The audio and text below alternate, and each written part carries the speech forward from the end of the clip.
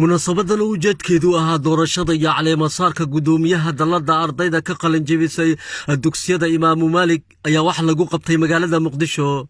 waxaana madasha ku sugnaa maamulka macallimiinta mu'asasada Imaamu Maalik arday kamida 24 dufcadood ee ka qalin jebisay dugsiyada Imaamu Maalik afar musharax u taagan gudoomiyaha ardayda iyo laba gabdhood oo ku xigeenka gudoomiyaha u tartamayay ardayda ayaa waxa ay wax ku dooranayeen laba sanduuq oo ay ku ridayeen warqadda ay ku dooranayaan gudoomiyaha iyo ku xigeenkiisa waxaana ugu dambeyn ku guuleystay gudoomiyaha cusub ee midowga ardayda Imaamu Maalik Axmed Xirsi Maxamed sidoo kale waxa gudoomiye ku xigeenka loo doortay ayaan Asad Cismaan ugoran ayaa waxa goobta ka hadlay gudoomiyaha iyo gudoomiye ku xigeenka loo doortay midowga ardayda Imaamu Maalik Axmed Xirsi Maxamed iyo ayaan Asad Cismaan عشرة كبرتي إن أصار كسي وما أنا كما صوص إن شاء الله ما أنت ما تقول سيدا سيكا قرب الإله إذن بإذن الله كونات بان كجعل بان إسكتب دمو بان بول كون أيضا قبنا مغلرين مالك بإذن الله أيها رجينا إن شاء الله إن أسوكنا وأنا رجينا وأنا آمسنا إن أسوكيني كواتا الساعتين كلين بعدين محمد العلم برنامج كان تدكي صور مقابل ما تسألني سيدا قرب البضنود على كده بيه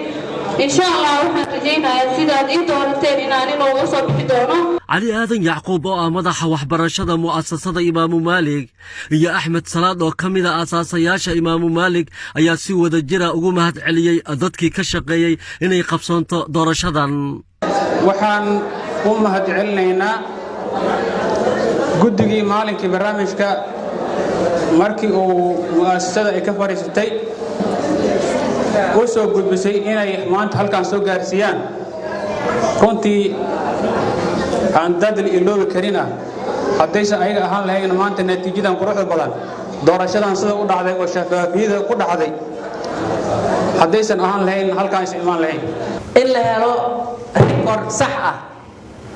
oo ardada qalin jabiday diiwaan ay ku qoran yihiin inta shaqeeda inta aan shaqeyn inta xanuunsan inta dhimatay intoo dhan cid walba in la record loo sameeyo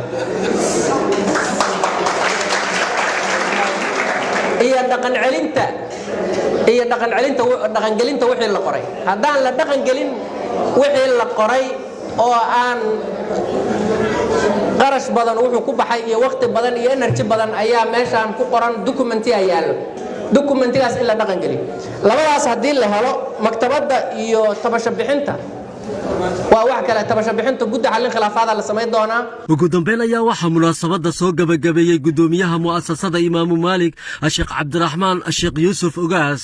in ay awoodda ardayda ku baahsan oo adduun ku jirto dhan in ururiyaan oo meel isku keenaan runtii waa hadaafta aan ka leenahay midowgan ardayda la sameeyo Axmed Xirsiina hadaladiisina waa kamid ah inuu muday doono oo meel kasta lagu raadin jiro aad aan ugu faraxsanahay waxa kale aan rabaa in ay ardayda dhammaan wixii ka qalin jebiyay inay kala ogaadaan ama diiwaan geliyaan horta yaa shaqeeya yaa shaqeyn yaa mar kunti baad muddo yaa meel kala jira dhammaan inay ogaadaan kadibna ay qaaraan ay ku qoraan dadka shaqeeya oo meel kasta joogaan annaguna aan ka ognahay mu'asasadii ayaguna dadka intaas 3,000 arday ku dhow ay ka qalin jebisay Maxamed Cali Weheliye Universal TV magaalada Muqdisho